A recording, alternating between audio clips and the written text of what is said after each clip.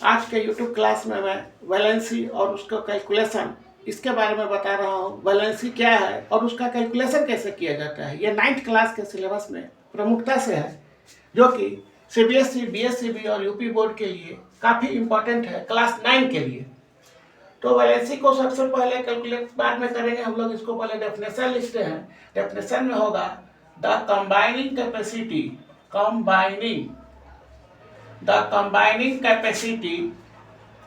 capacity of an atom is called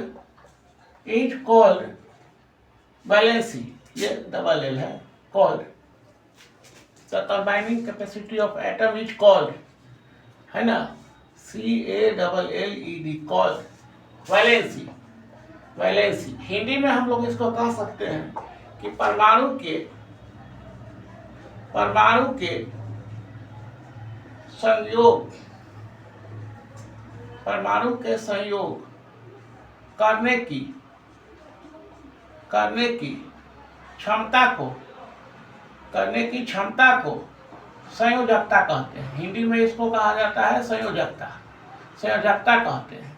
कोई atom कितना संयोग कर सकता है किसी दूसरे एटम के साथ, किसी दूसरे तत्व के साथ, उसको हम लोग संयोग करना, कंबाइन करने की कैपेसिटी को संयोजकता कहते हैं।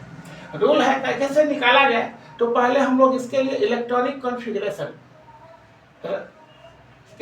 कॉन्फ़िगरेशन लिखेंगे। उसके बाद वैलेंस इलेक्ट्रॉन देखेंगे। वैलेंस इलेक्ट्रॉन का मतलब इलेक्ट्रॉनिक विन्यास लिखेंगे हम लोग। कॉन्फ़िगरेशन का हिंदी क्या होता है? विन्यास। इलेक्ट्रॉनिक विन्यास लिखेंगे। उसमें बाद हम लोग देखेंगे कि वैलेंस इलेक्ट्रॉन क्या है। तो वैलेंस इलेक्ट्रॉन किसे कहते हैं? आउटर मोस्ट ऑर्बिट में जितना इलेक्ट्रॉन होता है उसको हम लोग वैलेंस इलेक्ट्रॉन कहते हैं।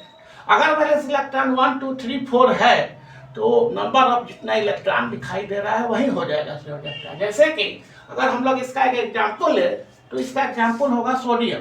सोडियम को इलेक्ट्रॉनिक विन्यास 281 लिख सकते हैं।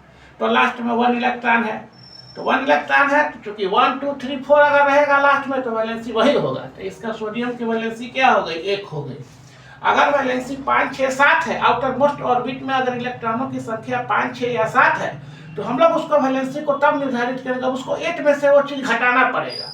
8 में से वो चीज घटाना पड़ेगा। इसका एग्जाम्पल है सोडियम, नाइट्रोजन। इसका हम लोग 2 और 5 लिख सकते हैं। 2 और 5 इलेक्ट्रॉनिक विन्यास जब हम लोग लिख सकते हैं तो इसका आउटर मोस्ट ऑर्बिट में 5 इलेक्ट्रॉन है, तो 8 में से 5 जाएगा तो कितना बचेगा? 3। तो नाइट्रोजन की संयोजकता कितनी हो गई? 3। अगर नोबल गैस है, अक्रिय गैस है या आदर्श गैस है, उसकी वैलेंसी 0 होती है। ये इम्तिहान में याद करने का सवाल है, ये बार बार ऑब्जेक्टिव सवाल में पूछा जाता है। अगर 4 इलेक्ट्रॉन है, एक अपवाद है, इसको कि हम लोग को नोट करना रहता है। जैसे कि कार्बन की वैलेंसी हमेशा 4 होती है क्योंकि चारों तरफ इसका 4 बॉन्ड होता है। 4 इलेक्ट्रॉन का कार्बन क्या करता है कि 4 इलेक्ट्रॉन का शेयरिंग करता है। कार्बन जो है 4 इलेक्ट्रॉन्स का ये क्या करता है? शेयरिंग करके बॉन्डिंग बनाता है, शेयरिंग।